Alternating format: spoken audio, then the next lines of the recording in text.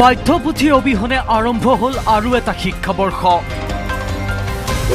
আৰম্ভ হৈছে ৰাজ্যৰ উচ্চতৰ মাধ্যমিকৰ নতুন শিক্ষাবৰ্ষ কিন্তু ডেডলাইনৰ ভিতৰত বিতৰণ নহল একাদশ শ্ৰেণীৰ পাঠ্যপুথি 1 আগষ্টৰ ভিতৰত শিক্ষাৰ্থীৰ হাতত পৰিব লাগিছিল একাদশ শ্ৰেণীৰ ৰাজ্য চৰকাৰে যোগান ধৰা বিনামূলীয়া পাঠ্যপুথি কিন্তু শিক্ষাবৰ্ষ আৰম্ভ হোৱাৰ দুদিনৰ পিছতো কোনো নামগন্ধ নাই বিনামূলীয়া পাঠ্যপুথি বিতৰণৰ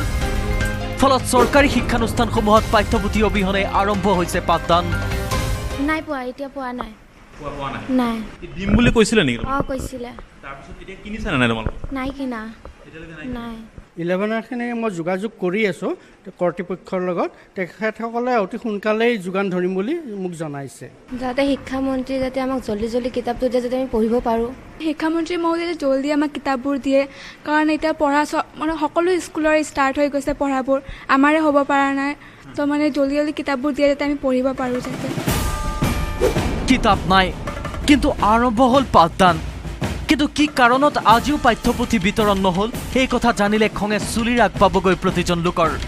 পাঠ্যপুথি প্ৰস্তুত হৈ আছে কিন্তু বিতৰণহে কৰা নাই শিক্ষামন্ত্ৰী সিদ্ধাৰ্থ ভট্টাচাৰ্যই কাৰণ শিক্ষামন্ত্ৰীয়ে দিব বিচাৰিছে চমক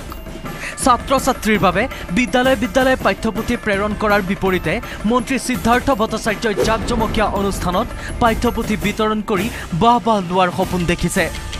ছাত্ৰ ছাত্ৰীৰ শিক্ষা জীৱনক বন্ধকত থৈ ৰাজহুৱাকৈ নিজৰ জয়ঢোল বজোৱাৰ আয়োজন কৰিছে শিক্ষামন্ত্ৰী সিদ্ধাৰ্থ ভট্টাচাৰ্যই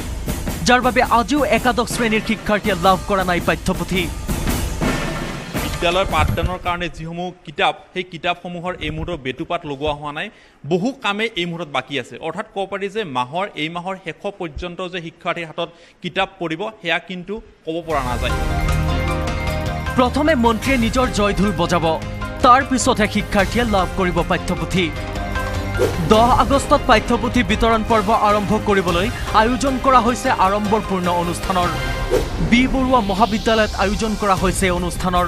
কিন্তু নিউজ 18ৰ হাতত পৰা তথ্য অনুসৰি আগষ্টৰ মাহৰ শেষ পৰ্যন্ত সম্পূৰ্ণ নহয় একাদশ শ্ৰেণীৰ বিনামূলীয়া পাঠ্যপুথি বিতৰণ